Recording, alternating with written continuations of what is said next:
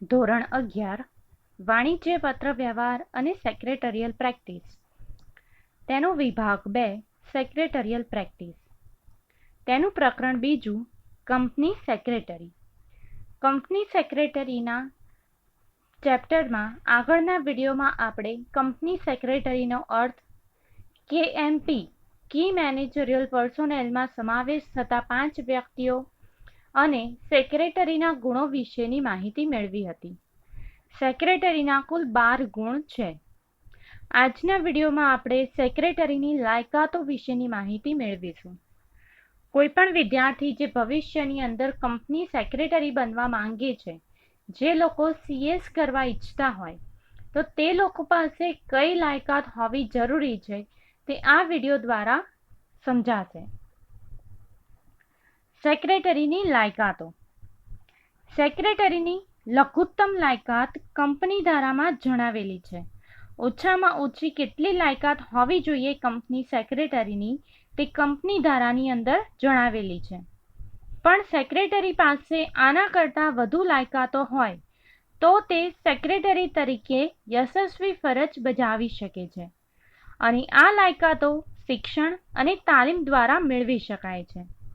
તો કંપની સેક્રેટરીમાં કઈ કઈ લાયકાતો હોવી જોઈએ તે એક પછી એક સમજીએ.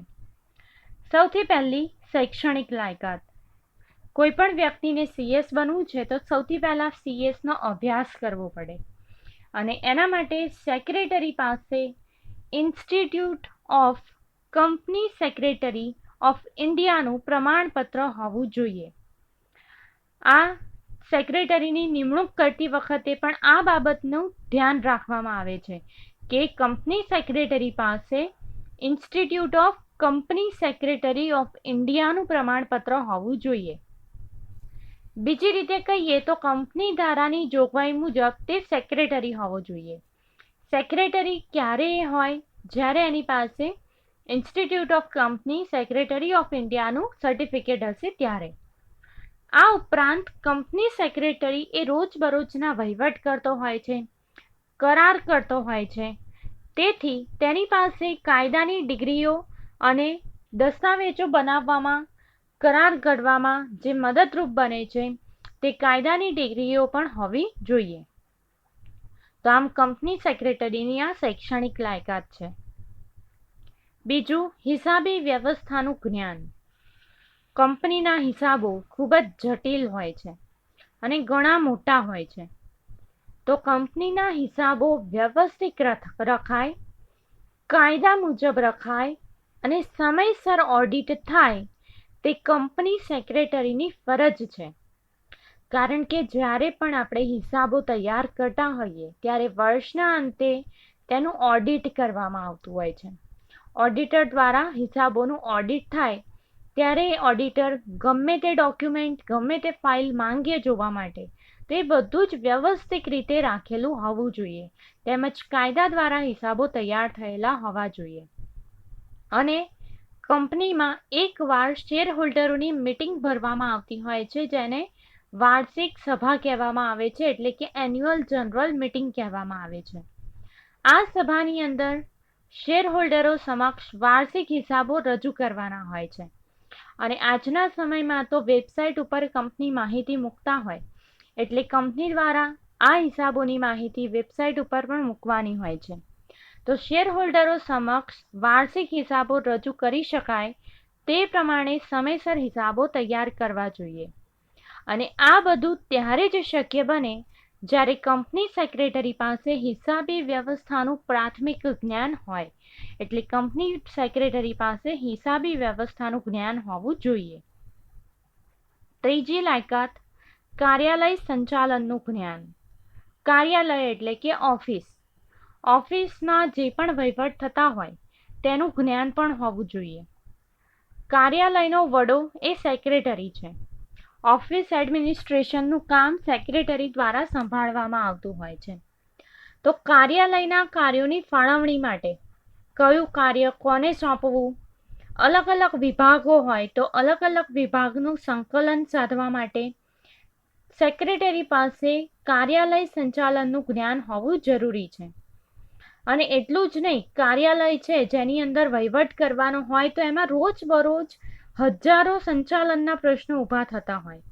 તો આ સંચાલનમાં ઊભા થતા પ્રશ્નોનો ઉકેલ લાવવા માટે પણ સેક્રેટરી પાસે ઓફિસ સંચાલનનું જ્ઞાન હોવું જોઈએ. ત્યાર પછી ચોથી લાયકાત સભા સંચાલનનું જ્ઞાન. સભા એટલે કે મીટિંગ. કંપનીની અંદર રોજબરોજ અથવા અમુક સમયાંતરે મીટિંગ થતી હોય છે. આ મીટિંગની બધી જ જવાબદારી સેક્રેટરીની હોય છે.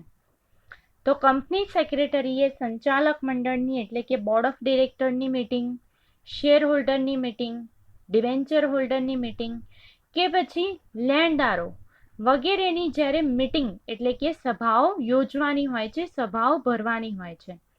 આ સભા ભરતા પહેલા, સભા દરમિયાન અને સભા પછી જુદી જુદી ફરજો બજાવવાની હોય છે. તો જેમ મેં આગળ કહ્યું કે સભા એટલે કે મીટિંગની બધી જ જવાબદારી કંપની સેક્રેટરીની હોય, એટલે મીટિંગ પહેલાંની અને મીટિંગ પછીની બધી જ જવાબદારી તેની ઉપર હોય છે. જેવી રીતે કે સભા બોલાવવાની હોય એટલે કે મીટિંગ અરેન્જ કરવાની હોય તો એની નોટિસ આપવાનું કાર્ય પણ સેક્રેટરીનું છે. શેર હોલ્ડરની સભા બોલાવવાની હોય તો દરેક શેર હોલ્ડરને મીટિંગની નોટિસ આપવી પડે. ત્યાર પછી શાના માટે મીટિંગ કરવાની છે, કયા કયા પોઈન્ટ ડિસ્કસ થશે તેનો એજન્ડા તૈયાર કરવામાં આવે. ત્યાર પછી મિનિટ્સ લખવી. મિનિટ્સ એટલે કે સભા નોંધ.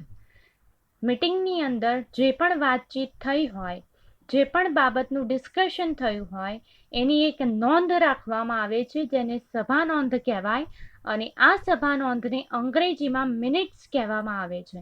તો આ મિનિટ્સ લખવાનું કામ. પછી કોરમ અને પ્રોક્સી અંગેની જોગવાઈઓનું પાલન થાય તે માટે કંપની ધારા અને સભા સંચાલનનું જ્ઞાન જરૂરી છે. કોઈ વ્યક્તિને આપણે નોટિસ મોકલી હોય પરંતુ એ વ્યક્તિ મીટિંગમાં ન આવી શકે ને એના બદલે બીજી વ્યક્તિને મીટિંગમાં મોકલે એટલે કે પ્રોક્સી તરીકે બીજાને મોકલે, તો એના માટે કઈ જોગવાઈઓ છે, એ જોગવાઈઓનું પાલન થાય એના માટે સેક્રેટરી પાસે કંપની ધારા અને સભા સંચાલનનું જ્ઞાન હોવું જોઈએ.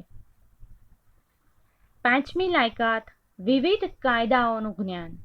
તો હમણાં જ આપણે આગળ પણ સમજ્યા હતા કે કંપની સેક્રેટરી પાસે કાયદાની ડિગ્રીઓ હોવી જોઈએ, કારણ કે વર્તમાન સંસ્કૃતિમાં સેક્રેટરી પાસે વિવિધ કાયદાઓનું જ્ઞાન આવશ્યક છે. તો જ કંપનીનું સંચાલન અસરકારક રીતે કરી શકે.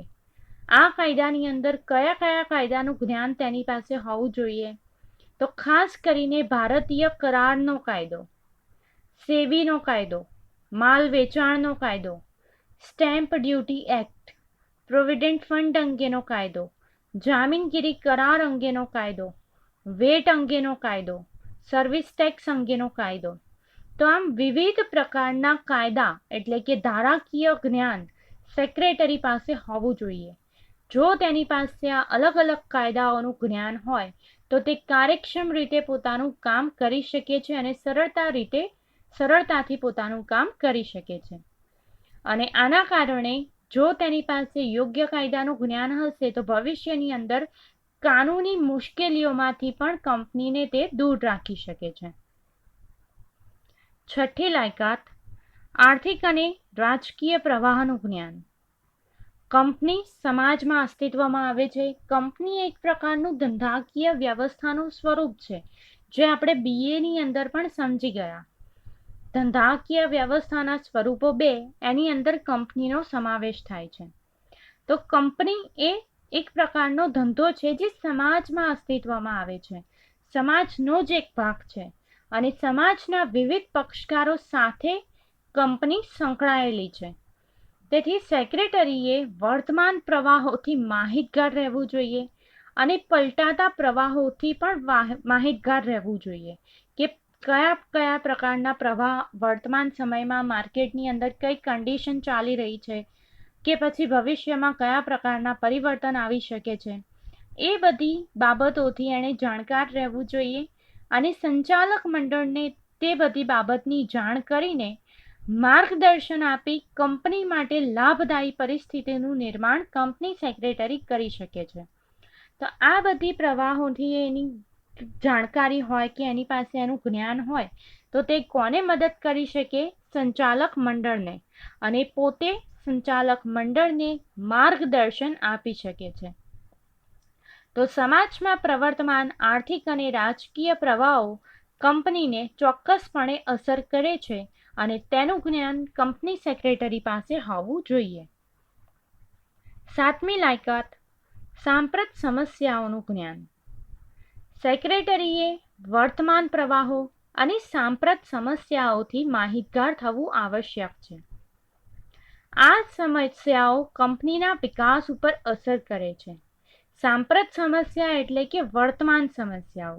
ઉદાહરણ તરીકે, આસામમાં ખનિજ તેલ ઉપર નિકાસનો પ્રતિબંધ ત્યાંના કેટલાક સ્થાનિક સંગઠનોએ કર્યો હતો. આસામમાંથી ખનિજ તેલની નિકાસ પર પ્રતિબંધ મૂકવા માટે કેટલાક સ્થાનિક સંગઠનોએ પ્રયત્ન કર્યો હતો. સાંપ્રત સમસ્યાની ઊભી થયેલી પરિસ્થિતિ અનુસાર, એટલે કે જ્યારે એ પ્રકારે સ્થાનિક સંગઠનોએ પ્રતિબંધ માટે જ્યારે વાત કરી, તો આ પ્રકારની જે વર્તમાન સમસ્યાઓ હોય તે અનુસાર સેક્રેટરીએ સંચાલક મંડળને માર્ગદર્શન આપવું જોઈએ કે ભૂતકાળમાં કઈ બનાવો, કઈ ઘટનાઓ બની ચૂકી છે અને ભવિષ્યમાં આ બનાવો ઊભી ન થાય અથવા તો ભવિષ્યમાં ઊભી થનારી સમસ્યાઓ સામે પહેલેથી જ ચેતવણી કંપની સેક્રેટરી આપતો હોય છે. તો આ પ્રકારે સાંપ્રત સમસ્યાઓનું જ્ઞાન એટલે કે વર્તમાન પ્રવાહોનું જ્ઞાન કંપની સેક્રેટરી પાસે હોવું જોઈએ. ત્યાર પછી 8મી લાયકાત, અંગ્રેજી ભાષા ઉપર પ્રભુત્વ અને અન્ય ભાષાઓનું જ્ઞાન. કંપનીના બધા જ કામકાજો કઈ ભાષામાં થતા હોય છે? તો કંપનીમાં મોટા ભાગે અથવા તો બધા જ કામ અંગ્રેજી ભાષામાં થતા હોય છે. અને જે કંપની સેક્રેટરી હોય તેણે પત્ર વ્યવહાર કરવાના હોય, કરાર કરવાના હોય, અન્ય પક્ષકારો સાથે વાતચીત કરવાની હોય, એટલા માટે કંપની સેક્રેટરી તે અંગ્રેજી ભાષામાં પ્રભુત્વ મેળવેલું હોવું જોઈએ. અંગ્રેજી ભાષા એને આવડતી હોવી જોઈએ. અને તે સિવાય કંપનીનો જો વિકાસ થાય તો વિદેશી કંપનીઓ સાથે પણ તેણે કાર્ય કરવાનું હોય છે.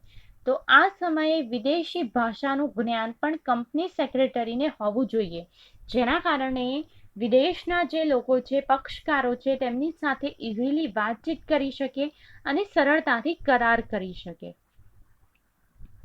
સેક્રેટરીની 9મી લાયકાત, જનસંપર્કનું જ્ઞાન. સેક્રેટરીએ કંપનીના જુદા જુદા પક્ષકારો સાથે કાર્ય કરવાનું હોય છે, તેથી તેમની જોડે સંપર્ક જરૂરી છે, જેથી તેમનામાં વિશ્વાસ કેળવી શકાય. જુદા જુદા પક્ષકારોમાં કોનો સમાવેશ થાય? લેણદારો, દેવાદારો, સરકાર, બેંક, તે સિવાય અન્ય કંપની સાથે જોડાયેલા કર્મચારીઓ, આ પ્રકારના અલગ અલગ લોકોનો સમાવેશ થાય છે અને આ લોકો સાથે કંપની સેક્રેટરીએ કામ કરવાનું હોય છે. તો તેમનામાં વિશ્વાસ કેળવી શકાય તે પ્રમાણે તેમની સાથે તેણે સંપર્ક બનાવવો જોઈએ. કંપની સેક્રેટરીએ જો યોગ્ય જાહેર સંપર્કના જ્ઞાનનો ઉપયોગ કર્યો હોય તો લાંબા ગાળે કંપનીની પ્રતિષ્ઠામાં પણ વધારો થાય છે. તેથી કંપની સેક્રેટરી પાસે જનસંપર્કનું જ્ઞાન હોવું જોઈએ. 10મી લાયકાત, કમ્પ્યુટર અને અન્ય ઇલેક્ટ્રોનિક સાધનોનું જ્ઞાન. અત્યારના સમયમાં આધુનિક કંપની મોટા ભાગે કમ્પ્યુટરનો ઉપયોગ કરે છે. બધી જ જગ્યાએ કમ્પ્યુટરનો ઉપયોગ થાય છે, કારણ કે કમ્પ્યુટર દ્વારા શેર હોલ્ડર, ડિબેન્ચર હોલ્ડર, સંચાલક મંડળ અને કંપની અંગેની અન્ય બાબતો, પક્ષકારો વિશેની વિશાળ માહિતી સંગ્રહ કરી શકાય છે. આ બધા જ પક્ષકારો જે કંપની સાથે જોડાયેલા છે તેમની માહિતી સરળતાથી કમ્પ્યુટરની મદદથી સંગ્રહ કરી શકાય છે, જેના કારણે સમય, સાધન અને માનવ શ્રમનો બચાવ થાય છે. કમ્પ્યુટરના કારણે ઝડપી કામ થઈ જાય, ફાઇલ વગેરે ઓછું રાખવું પડે તો પેજીસનો બચાવ થાય, ખર્ચ પણ બચે અને લોકોને શ્રમ પણ ઓછો કરવો પડે, એટલે માનવ શ્રમનો પણ બચાવ થાય છે. તો એટલા માટે કમ્પ્યુટરનું જ્ઞાન કંપની સેક્રેટરી પાસે હોવું જોઈએ. તે સિવાય કંપની સેક્રેટરીએ કાર્યાલય એટલે કે ઓફિસ સંચાલનનું પણ કાર્ય કરવાનું હોય છે. એટલે ઓફિસ સંચાલનમાં વપરાતા વિવિધ પ્રકારના ઇલેક્ટ્રોનિક ઉપકરણોનું જ્ઞાન પણ તેની પાસે હોવું જોઈએ, જેના કારણે કર્મચારીની ગેરશિસ્ત ઉપર અંકુશ રાખી શકાય. તો આ રીતે કંપની સેક્રેટરી અથવા તો સેક્રેટરીની કુલ 10 લાયકાતો છે. જો આ પ્રશ્ન 5 માર્ક્સમાં પૂછાય તો સૌથી પહેલા કંપની સેક્રેટરીનો અર્થ લખવો, ત્યાર પછી લાયકાતના બધા પોઈન્ટ્સ લખવા અને ત્યાર પછી જો 5 માર્ક્સનો પ્રશ્ન હોય તો 6 થી 7 જ પોઈન્ટ સમજાવવાના, 10 10 પોઈન્ટ સમજાવવાના હોતા નથી. જો 4 માર્ક્સમાં આ પ્રશ્ન પૂછાયો હોય કે સેક્રેટરીની લાયકાતો સમજાવો, તો તેની અંદર 4 માર્ક્સનો પ્રશ્ન છે તો 5 કે 6 પોઈન્ટ લખી શકો છો. તો આ રીતે જેટલા માર્ક્સનો પ્રશ્ન હોય, જે પ્રમાણે પૂછવામાં આવ્યું હોય તે પ્રમાણે તેનો જવાબ લખવો. હવે આના પછીના વિડીયોમાં સેક્રેટરીની નિમણૂક અને તેને લગતી જોગવાઈઓ વિશેની માહિતી મેળવીશું.